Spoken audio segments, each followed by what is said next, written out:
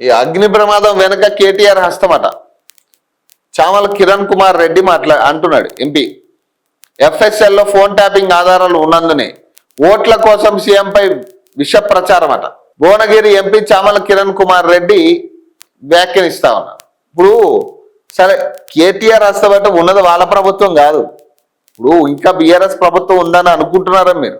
BRS ప్రభుత్వం లేదు, కాంగ్రెస్ ప్రభుత్వం ఉంది రాష్ట్రంలో. ఇప్పుడు ఎట్లా మరి కాంగ్రెస్ ప్రభుత్వానికి కూడా తెలియకుండా ఎట్లా ప్రభుత్వ ఆఫీసులు ఇట్లాంటివి జరుగుతూ ఉన్నాయి? మరి ఇప్పుడు మీ అధికార యంత్రాంగం, మీ సెక్యూరిటీలు సరిగ్గా పనిచేయట్లేనట్టే కదా. మరి ఇప్పుడు ఎట్లా చెప్తారు? ఇప్పుడు దీన్ని కేటీఆర్, దీని వెనక కేటీఆర్ హస్తం ఎందుకుంటది? ఇప్పుడు మీరు వాళ్ళకి కలిసి చేసి ఉండాలి దీన్ని.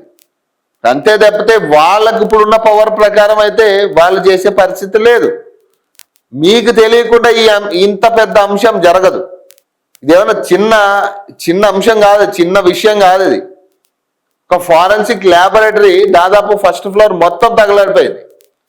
చాలా కీలక ఆధారాలు మొత్తం ఫైల్స్ మొత్తం కాలిపోయినాయి. ఇది చిన్న విషయం కాదు. ఇది అసలు ప్రభుత్వానికి ఒకవేళ నిజంగా మీరు అన్నట్టుగా కేటీఆర్ హస్తం ఉందంటే ఖచ్చితంగా ప్రభుత్వ హస్తం కూడా ఇన్వాల్వ్ అయినట్టు అందులో క్లియర్గా ప్రభుత్వ హస్తం ఉండే జరిగి ఉండాలి. ఇదైతే ఇప్పుడు మీరు ఇచ్చే దాన్ని బట్టే నేను మాట్లాడుతున్నా.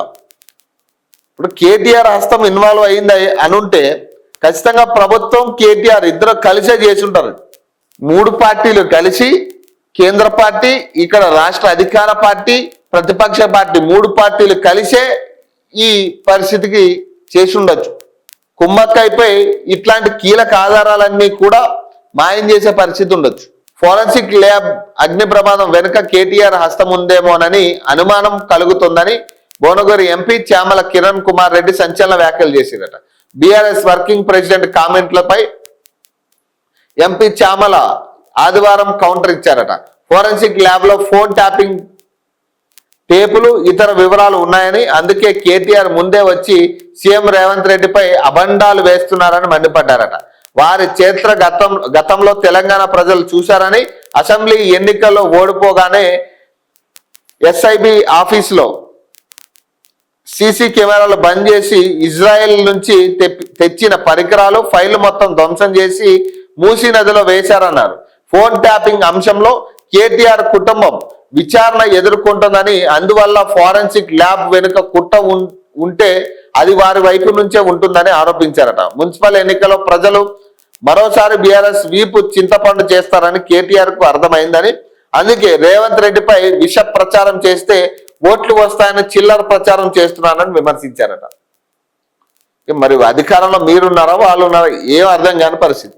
ఇప్పుడు ఈ ఎంపీలకు కూడా స్క్రిప్ట్ ఎవరు ఇస్తున్నారు కానీ సరైన స్క్రిప్ట్ ఇవ్వట్లే. సరే, ఎట్లా స్పందించాలి?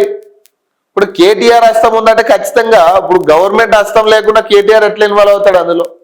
మీకు తెలియకుండా మీకు సంబంధించిన అంత కీలక ఆధారాలు ఉన్న సంస్థ ఫారెన్సిక్ ల్యాబ్ లో చాలా పెద్ద పెద్ద కేసులకి సంబంధించిన కీలక ఆధారాలు, కీలక సమాచారం ఉన్న సంస్థలో ఎట్లా అగ్ని ప్రమాదం చిన్న షార్ట్ సర్క్యూట్ వల్ల జరిగింది? ఇప్పుడు చెప్పుకోవడానికైనా ఉండాలి కదా. చిన్న షార్ట్ సర్క్యూట్ వల్ల అంత పెద్ద సంస్థకి సంబంధించి ఎట్లా దగ్ధం అవుతుందో, ఫస్ట్ ఫ్లోర్ మొత్తం ఎట్లా దగ్ధం అవుతుంది? మళ్ళీ అదే ఫస్ట్ ఫ్లోర్ లో అన్ని డాక్యుమెంట్స్ ఉన్నాయి.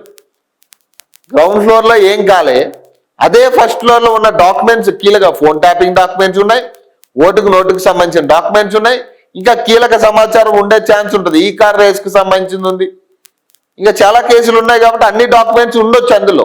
మరి ఎట్లా ఫస్ట్ ఫ్లోర్ మాత్రమే ఎట్లా జరిగింది ఇన్సిడెంట్? అసలు ప్రభుత్వం ఇన్వాల్వ్మెంట్ లేకుండానే జరిగిద్దా? ఒకవేళ జరిగితే ఇప్పుడు మీరు అన్నట్టుగానే అది నిజంగా చేయించుండుంటే, ఇది మీ అనుమానాలే నిజమైతే, నాకు కూడా అనుమానం ఉంది, ప్రభుత్వాలే ఇన్వాల్వ్ అయ్యి చేయించుండొచ్చేమో అనే అనుమానం నాకుంది.